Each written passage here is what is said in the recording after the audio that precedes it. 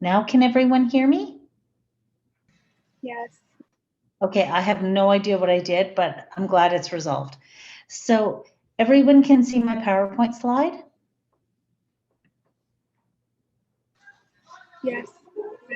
Okay, so this lecture tonight is all about all of the things I wish people had told me, but nobody ever did. So I'm going to talk to you guys tonight about what professional organizations you should belong to, how you go about continuing to learn as you're a teacher, and about job searching.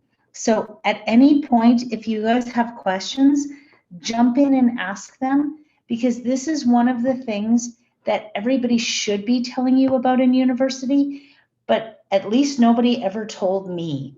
So I want to be as open and transparent about the process as I can be, and keeping in mind that because I'm going through this on a regular basis, right? Like I'm working on trying to get a contract, like a long-term contract as a teacher as well. Even though I'm a professor, I still have to go through the same hoops as you guys. So I know what I'm talking about when I talk about these things. So this is, if you don't want to show your camera, that's fine, but this is definitely a good one to ask questions throughout. Okay, so I'll start off with our land acknowledgement. The University of Alberta acknowledges that we are on Treaty 6 territory and respects the histories, languages, and cultures of First Nations, Métis, Inuit, and all First Peoples of Canada, whose presence continues to enrich our vibrant community. So if I were to put this into a teacher quality standard, I guess I would put this into number 2, which is engaging in career-long learning. So one of the things that you're expected to do as a teacher is to, although you've gone through university and you've learned stuff, it's not supposed to be the end of your learning. You're supposed to continue to go on, move forward, and continue to grow throughout your whole entire career.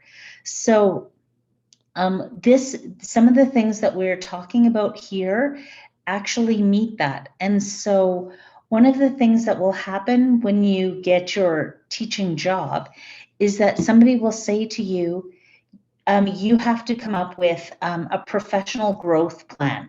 It happens in every school. How close people adhere to that is another story.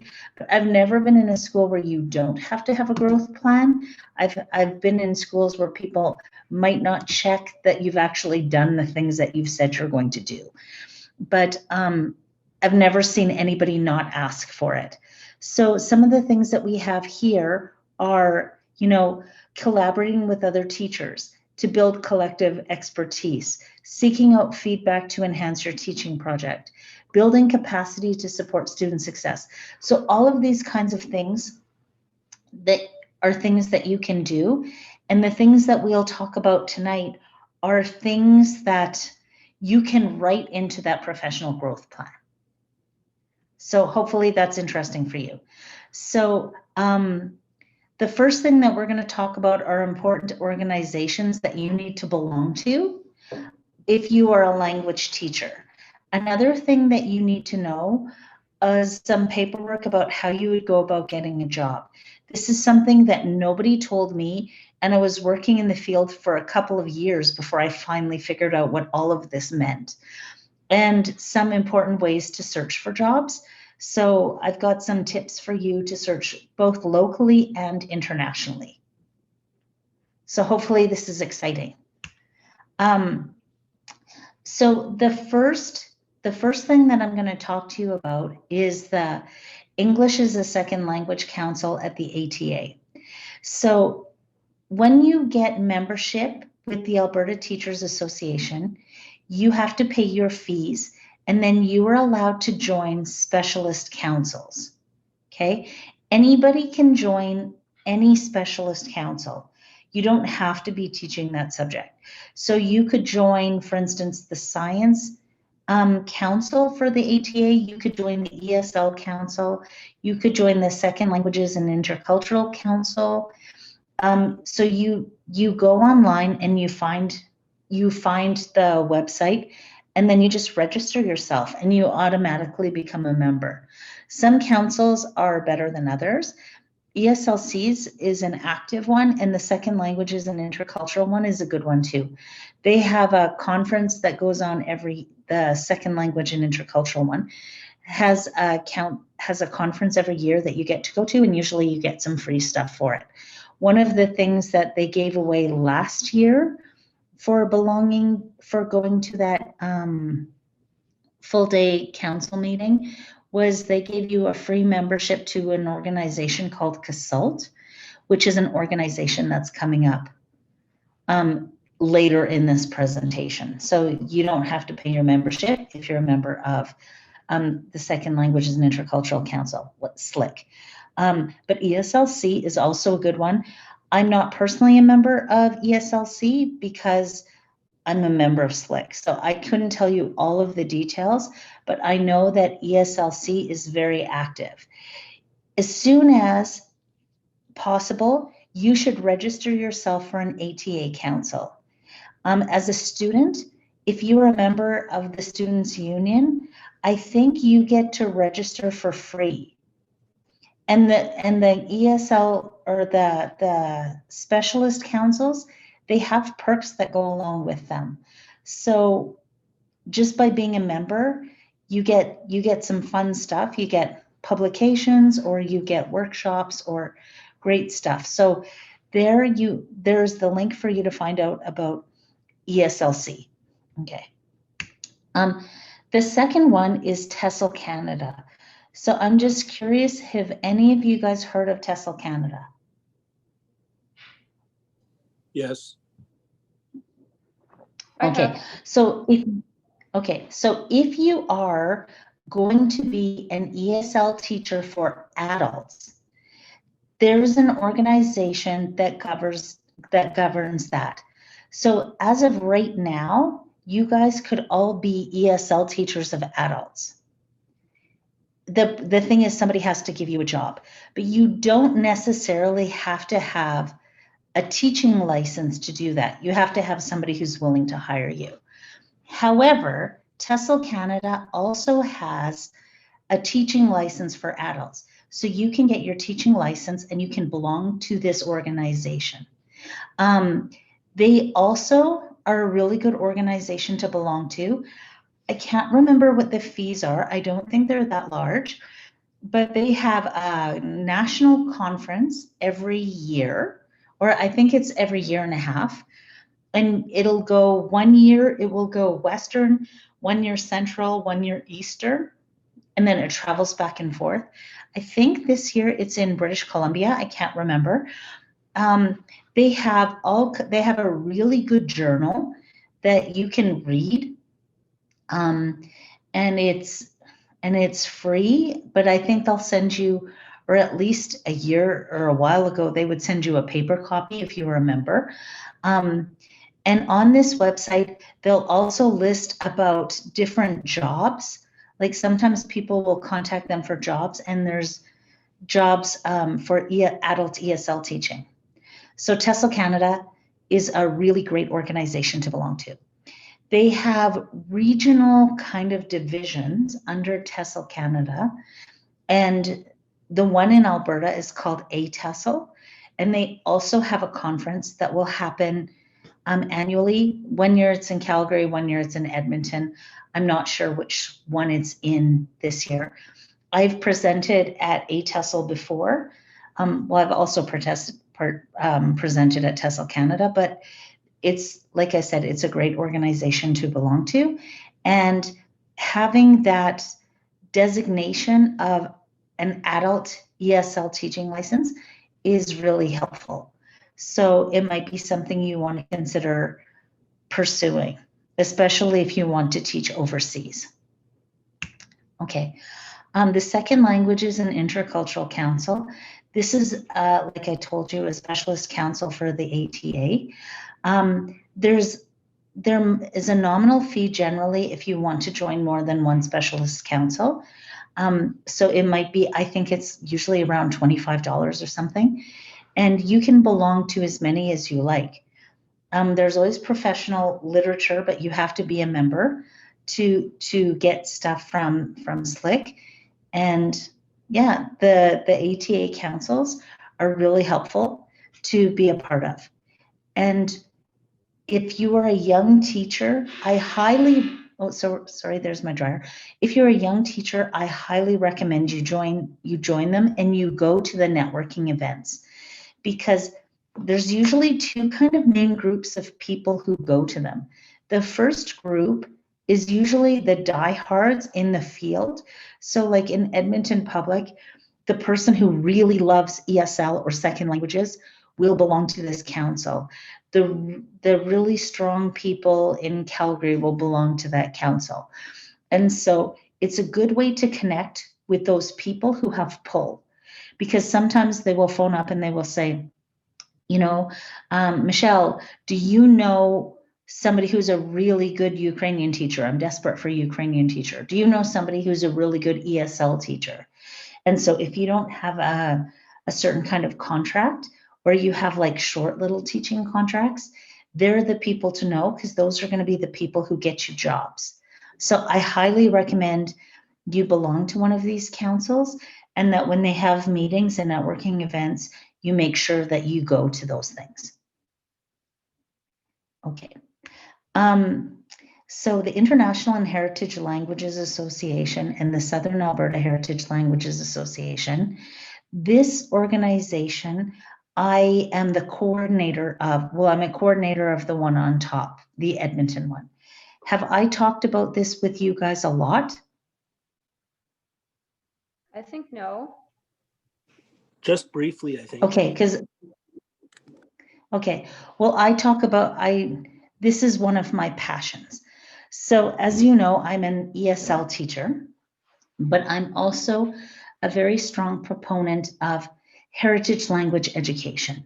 So my goal is that if you're an ESL student, you still continue to develop in your mother tongue. And so these organizations, both of them, they both support they both support language schools. So kids who go to school on Saturday to learn their mother tongue. So we have, for instance, we have a Hindi school, we have a Ukrainian school, we have Polish schools, we have a Vietnamese school, we have a Chinese school, we have a Ukrainian school. So all of these little schools that might have 20 or 30 or even 50 or 100 kids in them, they would belong to this organization. And part of what we do is we give teachers professional development, and we help build the schools in whatever way we can to support their capacity. And so these are really great little organizations. When you go to the website for ELA, you'll find a whole bunch of different videos that have some professional development ideas. And, one of the things that we do, we can support teachers who come in from other countries to help them get their qualifications so that they can teach in Alberta. We're not in charge of any of that process, but we know the people who are part of that and can help those people develop that skill. So for instance, if you come in from Lithuania and you want to be a math teacher, there's going to be certain steps that you have to follow to get your teaching license to be a math teacher in Alberta. And so we can steer you in the direction of where you need to go to get those credentials. We're not in charge of any of the process, but we know some of the people. So, so. Trudy, did you say to this me organization, once before that? Did you say to me once before that the Heritage Language and Association here in Edmonton was responsible for helping Gabriela Mistral Latin American school that my kids went to? Yes, I didn't know your kids went to it. But yeah, Gabriela Mistral is a really great school, and they are a member of us. Yeah. So for those who are listening who don't know, Gabriela Mistral is a Latin American school. They don't specify a specific country. They kind of are generic Latin Americans. And you go there and you can take Spanish classes. And some of the classes are for native speakers, but the demographics of the population is changing. So you can go there just to learn Spanish on your own. And they have classes for adults as well. They're not operating this year. They're temporarily down because of COVID. So they gave parents the option of having online or face-to-face. This is maybe I'm giving too much information, but they gave parents the choice of online or face-to-face. Parents chose that they wanted to have face-to-face education for their children, but their school was operating in a public building, a building that was owned by Edmonton Public, and Edmonton Public essentially kicked them out because they didn't want extra people in the building because of COVID. So they were homeless and they had no way of opening their doors this year. So they hope, if everything goes well, that they will be back in January, but that, looking at the news today, that's highly unlikely. So they might not be restarting until September. But yeah, Gabriela Mistral is a great school that has been operating in Edmonton since the very, very early 1980s, I think. So, and Armand, who started the school, is a fantastic person, just a lovely man. So, but he's not the person who's in charge of it right now. But yeah, so my Vietnamese school is part of this. And for those of you who are ever interested in looking me up, Googling me, my dissertation was written about both of these organizations. So my whole entire PhD is about these two groups. So I'm highly involved with them. So I recommend that they're great. But if you are a teacher and you're a teacher in public school, let's just say you're I think we have some Spanish speakers in our school or in our class.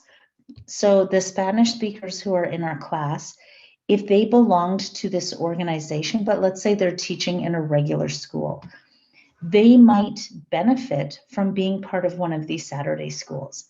And so one of the things that you get to do is, when you get your teaching license, this is going to come up later in our talk today, but you have to have 400 days of professional teaching in order to move your teaching license from a temporary license to a permanent license. And so if you belong to one of these schools and they have a credits program, you can use one of these schools to help you get your teaching license. On top of that, for those of you who are interested in leadership, this is an amazing way. Almost everybody I know who's a principal of a school, of a heritage school, becomes a principal of a public school, because you have to develop all of the same kind of skills, and even to a higher level, because you're working within your community. So you have to learn tact and diplomacy and leadership all at the same time. And that doesn't always happen if you're not in a certain environment, right? Because if you take somebody off in a heritage community, well, you're going to see that person face to face again for the next 40 years. So you really have to work on keeping relationships positive. They're fantastic for skill building. So highly recommend that if you can become involved with a heritage language school, it's great to have on a resume to help you get a job. And if you don't speak another language, to be involved in one, like try and find ways to do that. But at the very least, keep your eyes and ears open for this, because as ESL teachers, you should be sending your students to heritage schools or international language schools, if you can do so. Or at the very least, inform the parents that they have that option, because they might not even know that that exists. All good? Is there one in for Tagalog here in Edmonton? It's not Tagalog specifically, it's Filipino. And there's a reason behind it. Josephine Pallard, who runs that school, also a nice friend of mine. She's an Ilocano speaker, not a Tagalog speaker, but she says officially the national language of the Philippines is Filipino, and so Tagalog fits within that. Like, I'm not an expert on it, but so if there's somebody out there who's Filipino, they can feel free to correct me. But according to what Josephine has told me, Tagalog is one kind of Filipino, but they kind of work towards meeting everybody's needs where they are. Because I think they have a fair number of Ilocano speakers as well. Got it. Yeah, I think I know the difference. But there is one. I don't, but there is definitely a Filipino school. Oh, okay. And the Filipino school is fantastic. They get the kids working really hard at performances, and they actually have a traveling troupe that will teach the kids singing and dancing, like traditional music, and they take the kids on tours all around the world. So they do fantastic things. That So sounds like definitely that sounds like Sarah Nye here in Edmonton. I wonder if that's the one. Anyways, I'll look into it. Thanks, Judy. okay. And I know that Gunjot, sorry, I should not have said your name.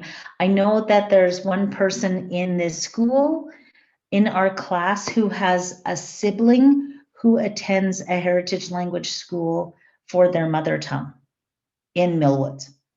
So it's a school called Ramgarhia Khalsa, which is Punjabi school. But there's, like I said, we have like 5 different Indian languages. So you should be encouraging children to go to these schools. Okay. So this, whether or not this exists next year, because of our current government, is another story. But we have something called the Edmonton Regional Learning Consortium, or it's affectionately called ERLAC. So ERLAC is, there are other learning consortiums that happen around Alberta, but the Edmonton one is obviously true for Edmonton. And they just offer a host of different professional development sessions. So they might have something on different ways of teaching reading, or different ways of teaching ESL, or sometimes they, ways that you might approach math. Like, there's a million different options for ERLAC. Anybody can attend them. Parents can attend them if they want to. Teachers can attend them. ELA teachers can attend them. They're open to the public. The thing is that there's a fee, right? So you don't get to go and attend them for free. You have to pay whatever the fee is. And the fee might be a couple $100, but they're generally really good professional development opportunities. And so I bring up all of these things because when you do your plan for your professional growth plan, you can say, my goal is to attend 2 sessions from the Edmonton Regional Learning Consortium, or my goal is to participate in leadership opportunities because of a heritage language school. Or one of the things I intend to learn about is what are the differences between teaching ESL to adults and teaching ESL to children. Therefore, I'm going to make sure I read 3 articles out of each TESOL Canada journal, right? So these are all different options that you will have to apply that knowledge. Has this been helpful? The answer is yes. Okay, I that's wish the we right had answer. this lecture 2 weeks ago, because last week I had to hand in the assignment, which was a professional growth plan. So what I Oh, actually, sorry. Pardon? I wish I would have known, because I've had this topic saved forever. These are all of the things I wished today. This lecture is 100%. I wish somebody would have told me, because I didn't know. So anyhow, these are all topics for you guys. Now, I think the next one is going to move on to teaching. Oh no, CASALT. CASALT is a national organization for second language teachers. It is supposed to be an organization for second language teachers of any ilk. So Ukrainian teachers, Japanese teachers, Punjabi teachers, whatever, it's supposed to be for them. However, in reality, it's generically speaking for FSL teachers outside of Quebec and ESL teachers within Quebec. It's not 100% perfectly that, but it's more or less that. And however, they have lots of really, really, really good resources for ESL teachers. They have professional development opportunities. They have a conference called Languages Without Borders. They have information about ELA and other organizations like ELA around everywhere. So it's worth your while to be a member of CASALT. And if you are part of the Canadian, of the Second Languages and Intercultural Council, they will give you free membership to CASALT where you don't have to pay to be a member. So again, this is one of those things I wish people would have told me, but nobody ever did. So, okay. So when you actually graduate, okay, you have to go on a scavenger hunt. So there's so much paper that you have to collect, and they're all in different places, and nobody clearly explains what it is that you're going to try and find. And so it's so confusing. So one of the things that you have to get is your teaching certificate, and you also have to get your TQS statement. They are two different things. Your teaching certificate is a piece of paper, well, it's eventually a card that you will get that says you have the ability to be a teacher in Alberta. And they have to go through all of your credentials to make sure that you do that. You have to, and it's ridiculous the things that they ask you for, okay? You have to hand in a birth certificate, you have to hand in a police check, you have to hand in your transcripts, you have to there's lots of different paper. So when you go to get your teaching certificate, that paperwork is done downtown, okay? You have to go and submit, you have to fill in a form, and you have to do it all downtown in the education building. I think I want to say Brownlee building, but it's not.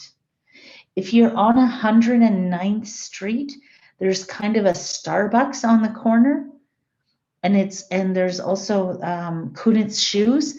It's right around there. Okay, I don't have the address, but I'm just telling you, to get your teaching certificate, you have to get all of these pieces of paper and you have to submit them for your teaching certificate. You will get there's an office of the registrar in this building where you have to submit it all, because I've been through this already. Okay, yeah, it's tedious. It's tedious. And when you get it all, you will get an interim teaching certificate. Once you get your interim teaching certificate, they send you a little card.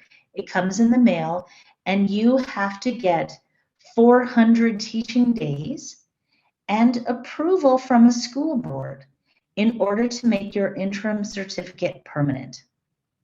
So The school board applies on your behalf when you're ready to get a permanent teaching certificate. And so they will maybe tell you you have to get some letters from people, a letter from a principal and 2 letters from colleagues or something. And then they fill out the paperwork. You submit the fee, which is because there's always a fee attached to all of this. And then it will eventually become a permanent certificate. In my case, I submitted all of my stuff for my interim, and then I went teaching overseas.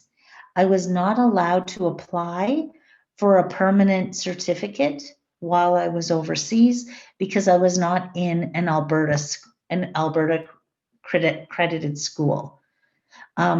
So mine expired. And then when I came back to Canada, I had to reapply for all of this stuff. So teaching certificate is one thing. The next thing you have to have is a TQS statement. And the TQS statement is something that happens at the Alberta Teachers Association. So keep in mind, these are 2 different things. Your TQS statement tells you where you belong on the salary grid for education. So not for teaching experience, for education. And what you think you qualify for is not what they think that you qualify for. So when I went in with my PhD, I said, listen, I don't want to go and have to hunt down my master's degree because that was from a university outside of the country. Please don't make me go hunt them down to get my transcripts. And they're like, yes, but just because you have a PhD does not mean you qualify for 6 years of university. Turns out I did, but that's not the point. So you'll go down there with your transcript for every university that you've ever belonged to, and then they will give you a letter that evaluates every course you have, and then they will rank you if you have 4 years, 5 years, or 6 years of university. Because when you get paid as a teacher in Alberta, you either get paid for having 4 years, 5 years, or 6 years of university. If you have more than 6, it doesn't matter. And if you have less than 3, you will not be getting your teaching certificate. You did maybe once upon a time 40 years ago, but you guys will not fall into that category. So you need a TQS statement which says, are you 3 or are you 4 or 5 or 6 years? Does that make sense to everyone? Yes, but what if you have 7 years of education, for example, so it doesn't count? No, you only get paid to a maximum of 6. Okay, thank you. That's surprising and ridiculous, honestly. Well, they have to have a cutoff somewhere. And according to mine, I have 10. So I agree, I should be paid more, but nobody gives me more. So no, and every salary grid in the city or in Alberta is the same. There's a big chart. According to the school board, each school board is a little bit different. And the chart will go across the top 4, 5, or 6 years. And then it will go 0 to 10. And so somewhere on there is where you fall. How much teaching experience goes down the left-hand column, and how many years of education go across the top. So if you have 5 years of teaching experience and 5 years of education, you will get that salary. If you have 5 years of education and 10, you get that salary. And then you get maxed out at 6 years education, 10 years teaching experience. That is when you're the most expensive and your salary never goes up anymore. So one more question. If you have 6 years of education and let's say 2 years of experience, so how is that going to be? Are you going to be expensive like you said, or no? Nobody cares if you have, generically speaking, people don't care so much about that. People want the best person for the job. And so if they think you're the best person for the job and you have a lot of experience, sometimes that works in your favor. Sometimes they would rather bring new people into the profession because, you know, if we only hire people with lots of experience, then what happens is people never learn to be teachers. And then we have a big problem 5 years from now when we have no experienced teachers and all the old people retire. So people look at multiple different factors when they're trying to decide who they're going to hire. So just because you don't have teaching experience or you have a lot of education, that doesn't, it's not the determining factor whether somebody's going to hire you. They could be looking at you and they could be saying, Jana is an amazing teacher. We have this Ukrainian bilingual class. I know that she would be able to teach grade 7 Ukrainian language arts better than anybody else we hire. So we're going to choose her. Or likewise, they could say, we have this woman who's been teaching it for 37 years. We want her. Or they might look at that woman and say, she's been teaching it for 37 years. We don't want to hire her because we know she's retiring in June, and then we're stuck looking for a new teacher again.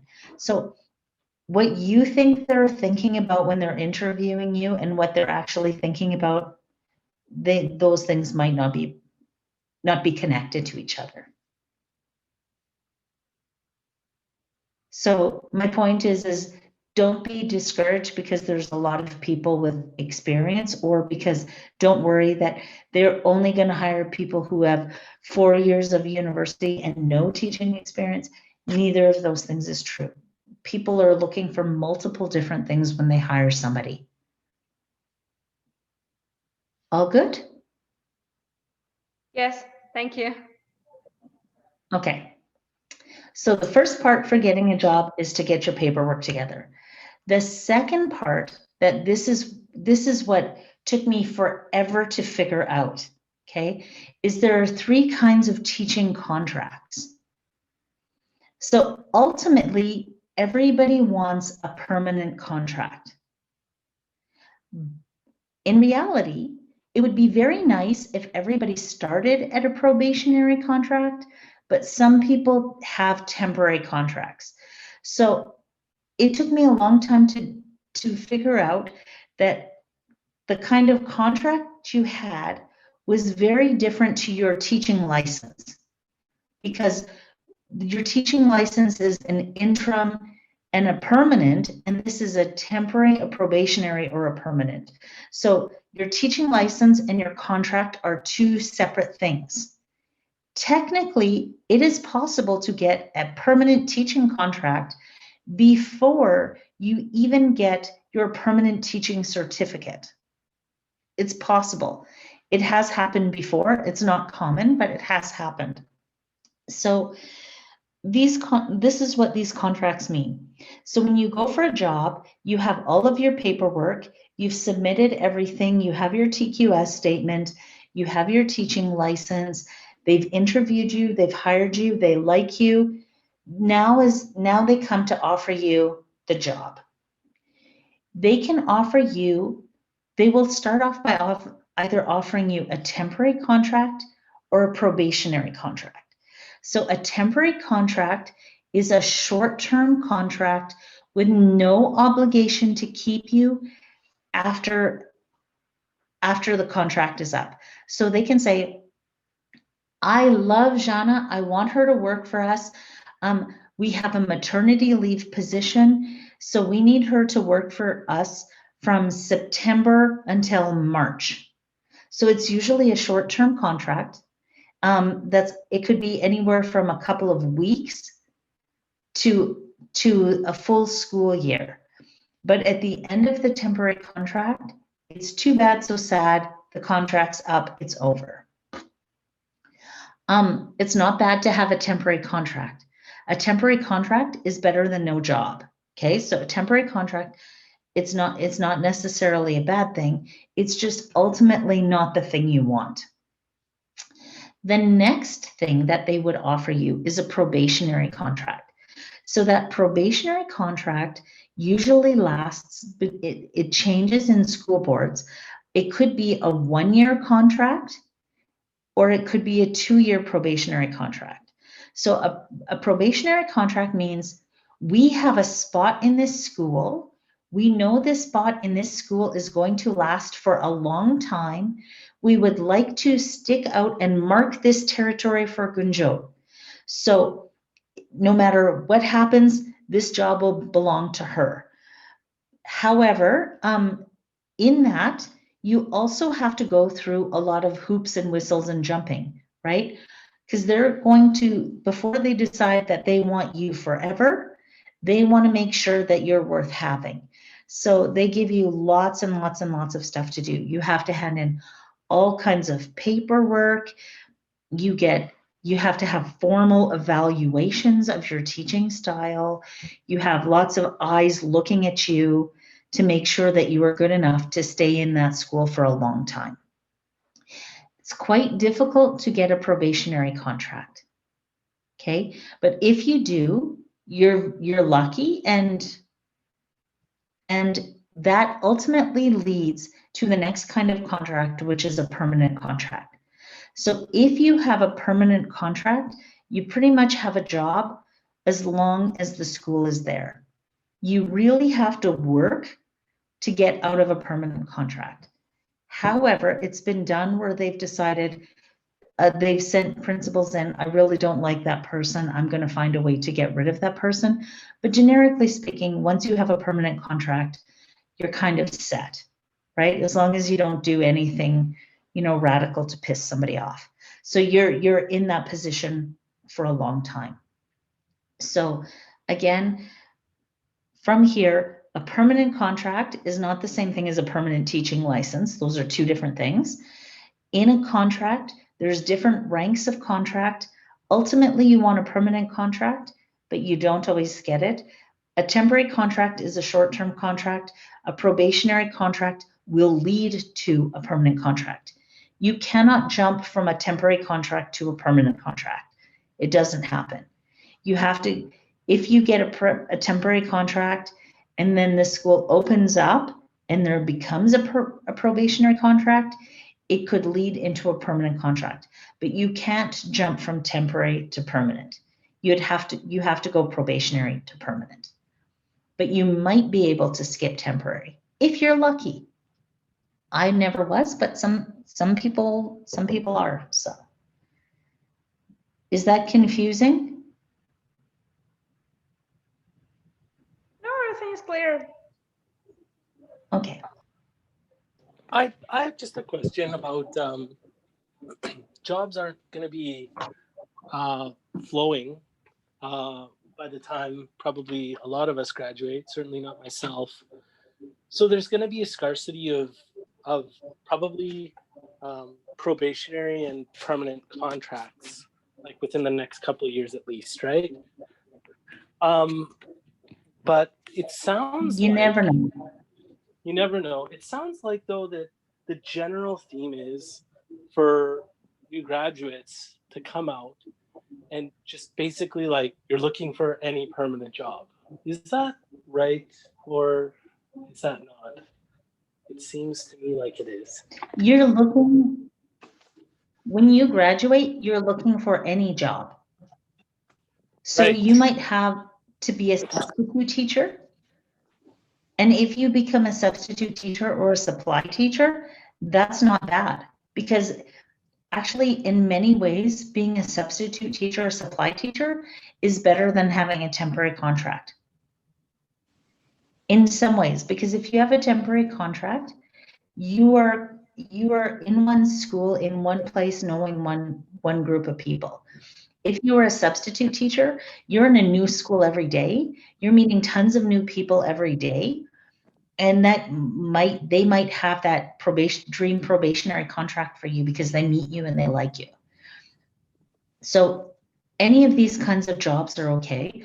There's the ultimate, there's the ultimate one everybody wants. But in reality, I have done all of these. I've done temporary contracts. I've done lots of them, or I've done supply teaching. that's fun actually, because you get to go around and visit everybody, and then you get to see what other teachers do. It's fun. Temporary contracts are fine because you have some job security. Probationary contracts sometimes are a big pain, and sometimes they're a good chance for you to decide, hey, I don't know if I want to stay in this school for the next 20 years. And so I had permanent contracts when I was overseas. I've never had one in Alberta. So there's benefits to everything. And as for the job market, things look grim, and I'm not going to lie. I left teaching in Alberta under Ralph Klein because it was so miserable. Kenny kind of feels the same way. I apologize in advance to all of those people who are listening, who are really in love with the UCP party. I'm not one of them. Having said that, there's a whole lot of other people who are not happy with the field right now. And a lot of those miserable people are retiring. And so there might be some space. There might be more space for different kinds of contracts than you think. That's all really helpful. And it's interesting to hear you talk about being a supply teacher, which I just was reading like in the last couple of weeks. I guess that's the formal term for subs, right? Is a supply teacher? Same. It depends on where you are. It's regional. But I like the idea of like being able to network and go to different schools and even really get to know who might be your future boss, right? Because I mean, that's a big thing about working anywhere. It's like you have a good boss, usually that's half the battle, right? So no, that's all useful information. Thanks, Trudy. And honestly, being a supply teacher, another advantage is I really don't feel like working today. If I have to look at another kid, I think I might just like poke my eyes out. You can take the day off. You can't do that if you have a different kind of contract, right? So everything's got pluses and minuses. I hope I'm not digressing too much by asking. I hope I'm not digressing. Cynical. I'm not. No, if you're thinking it, somebody else is thinking it. Right. I have a question about that, and I hope it's not too much. But so if you want to be a substitute teacher, okay, just rewind a step. I heard when they did a bunch of layoffs to support staff, I think it was like late 2019 or something. I heard that a bunch of supply teachers were laid off in the process. Can you explain to me how supply teachers works? How contracts to be how that works? Like, do you register to be a supply teacher? Do you actually have a contract, even though Well, no, what you would do is you would be hired and you would be put on the list and you would be paid a daily wage according to you're paid a daily wage according to the salary or whatever the agreement is. So I think it's $242 a day for Edmonton Public, but I could be wrong. It's definitely over 200. Well, I think it's over 200 and under 250. Okay. And that's regardless of how much teaching experience you have. So if you're at 1010 on the salary grid, or you are at if you are at 610 on the salary grid, or if you are at 41 on the salary grid, you get the same pay scale per day. However, if you sub multiple days for the same teacher, so let's say you're 3 days, I'm 3 days teaching in Tim's class, then I stop getting paid according to sub pay and I start getting paid according to the salary grid, which can be much more money if you are like me and old, right? And you've been doing this forever. So if I'm teaching on the sub list and somebody in our class and somebody else, and I'm there, the person, if we're both subbing the same day, we would both get the same salary. But if we're subbing 3 days in a row, then you would be getting a much cheaper salary than I would. Mhm, mhm. So, And but how do you get but but you're only you getting have paid for guarantee those. of work. Sorry. You're only paid for the days you work, Right, and the and you actual might get a job that day, and you might not. right, but your ability to get actual days is based on who you know. There's no seniority list or anything like that, right? There kind of is. So what would happen? And again, I'm speaking about Edmonton Public. I'm not speaking about Edmonton Catholic or Black Gold or anything else, because I was on the sub list for Edmonton Public. Mhm. And so if you're a French immersion teacher, obviously you are going to get called for the French immersion jobs first. If you're a high school science teacher, you're going to be called for the high school science jobs first, right? However, let's just say Tim is my best friend and he's going away to Mexico for 2 weeks, and he could book me to teach his high school science class, even though I'm not a high school science teacher. He can choose and request me because I know those kids or whatever. But it depends. So a teacher can request you if they know you, or you just get thrown into the system, and then the system will choose based on what you say your specialty is and what the class is. Okay, so there is like a database where if a teacher doesn't request anybody that's available that they happen to know, the they'll just go to a list, or I guess the principal will just go to a list, or Well, it gets put up in the system, and then random people can choose that job because it's all online. So random people can choose that job. And if nobody chooses that job, it will start phoning the people. There is a job available. Are you interested in accepting a full day job at blah blah blah school? And Hmm. it's done completely through the computer. Got it. But even when you're going and bidding on a job actively, does your there you know there you're bidding on jobs that are your specialty usually, but does the number of years of experience or years of education uh, matter in terms of how you win that, or how long you've been registered in the list, or anything like that? First come, first serve. First come, Well, first it might serve. not be open to you. Yeah, pretty much. Okay, right. But So what? So I'm going was to tell there you work? guys, supply teaching is fun. Sorry. Go ahead. Sorry, Tim. Well, I was just Go gonna say, ahead. so am I remembering wrong then that like last year when they did all those layoffs, there weren't actual, I heard that like they purged the sub list or something, or there were layoffs for subs or something like that. Am I wrong? Or maybe you weren't here. No. There were, but a lot of those were people. There's a lot of people who double dip on the sub list. So there's retired teachers who join the sub list, and then they're just gone 3 months out of the year Got because they're it. snowbirds. So what they Got it. did was they kind of got rid of all the snowbirds. Oh, okay. Because who wants to keep somebody on the sub list who's only working 2 days a year? So they had hired a whole bunch of people for the sub list, and then because of the cuts to education, there wasn't a lot of work. So a lot of people weren't actively on the sub list. They were doing other things as well, and then they weren't available to take jobs. So they got rid of people on the sub list who weren't actively taking jobs. Oh, okay. All right. I But have my more questions, understanding but is this year on the sub. yeah. Okay, well, we'll talk about them after. Yeah, Okay.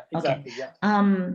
So here, if you go to apply for a job, these are some of the things that you need. Okay, so you need a cover letter saying, I'm a dedicated, hardworking person. Please hire me because I'm very good looking and talented. You need letters of reference from people. You need teaching evaluations. So when you do your practicum, you will have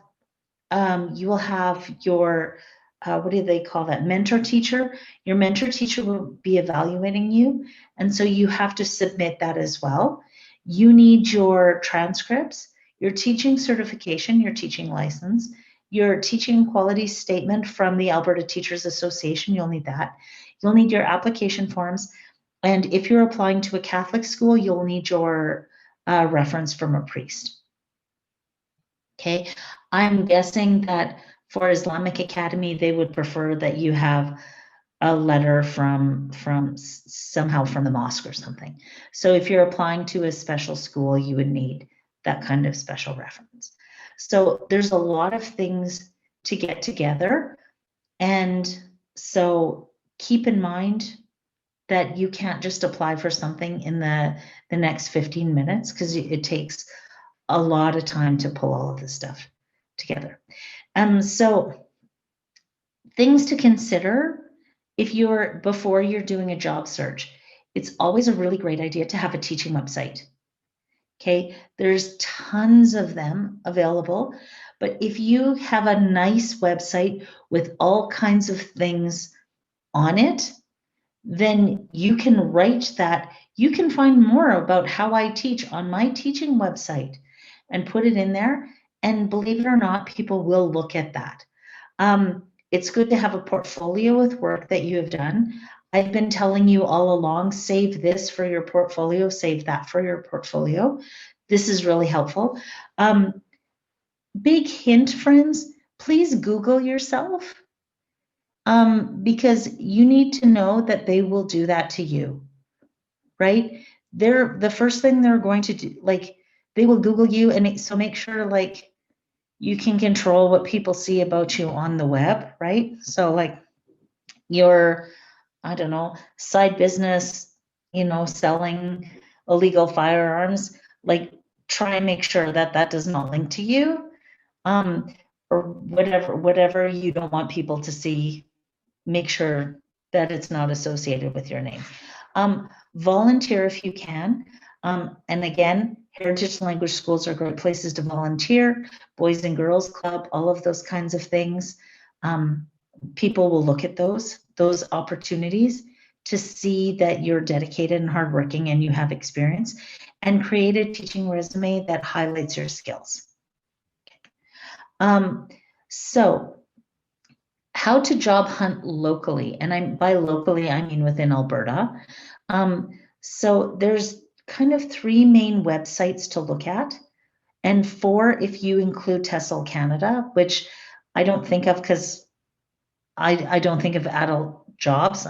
We're not thinking about adult education, but Apply to Education and Education Network Canada are the 2 big ones. So pretty much you can even apply through those. So you would upload all of those documents that I told you and I gave you in that list to apply to education. And then you might pay a fee depending on the school board, or you might take all of your documents and they'll say, please send all of these documents to Joan Smith at, moosecanada.ca school board or something like that. So you would apply that way. Apply to Education has tons of jobs. Education Network has tons of jobs. Both of them are really great places to look. And you'll also find there's also a lot of jobs available on Indeed.ca. So I don't know of other places really to look. Those are the main ones that have the vast majority of jobs. Okay. If you are looking for jobs internationally, there's a whole bunch of these different things. So one is Search Associates. That's an organization. You sign up for you pay a fee to go to Search Associates, and it's expensive. It's like $500, but then you will go to a job conference, like a hiring fair. And there will be a whole bunch of international schools at that hiring fair, and you spend the weekend there, and then you'll interview with multiple schools and you'll walk away with the job. International School Services does exactly the same thing. They have job fairs. It's cheaper to join them than Search Associates, but I find Search Associates better. The International Educator, or TIE Online, is a newspaper that all of the international schools belong to. And so when they're advertising jobs, they will post those jobs in the International Educator Online. And there's a paper copy of the newsletter or newspaper. Like, they will actually mail you a paper copy, but it's also online, so you can see, so you don't have to have it mailed to you. Dave's ESL Cafe is another one. If you just Google Dave's ESL Cafe, there are tons of teaching tips, ESL teaching tips, ESL fun facts, games, lesson ideas, and that. And it's also really good for ESL jobs, particularly Asia. Dave lives in Thailand, I believe. So there, but there's, if you want a job in Korea, if you want a job in China, if you want a job in Japan, all of those schools would be posting on Dave's ESL Cafe. Joy Jobs is another one of those websites that has lots of jobs available on it. I think now, though, that it's a paid service to join to get to the best information, but I'm not sure. And TESOL Canada, that website as well, has other information about jobs. So those are all great places that you can look. And so that is what I have for you tonight, guys. So I'm just going to close with this. So I'm going to post this tonight. There is a lesson that, or an activity that goes with it. It's not posted yet, but it will be posted tonight. I never finished typing it all out before we came online. But then next week, we're going to have a lecture, but there's going to be no homework assignment. And then we have our final exam. So if there's anything you need to know, if you have any questions, I'm a little bit behind on an email. Somebody emailed me and I haven't emailed them back. Hopefully that will happen. I'll get to it tonight. If not, I'll get to it tomorrow. It's nobody in this room, and you know who you are. If there's any questions, feel free to ask. And I'm going to stop recording now.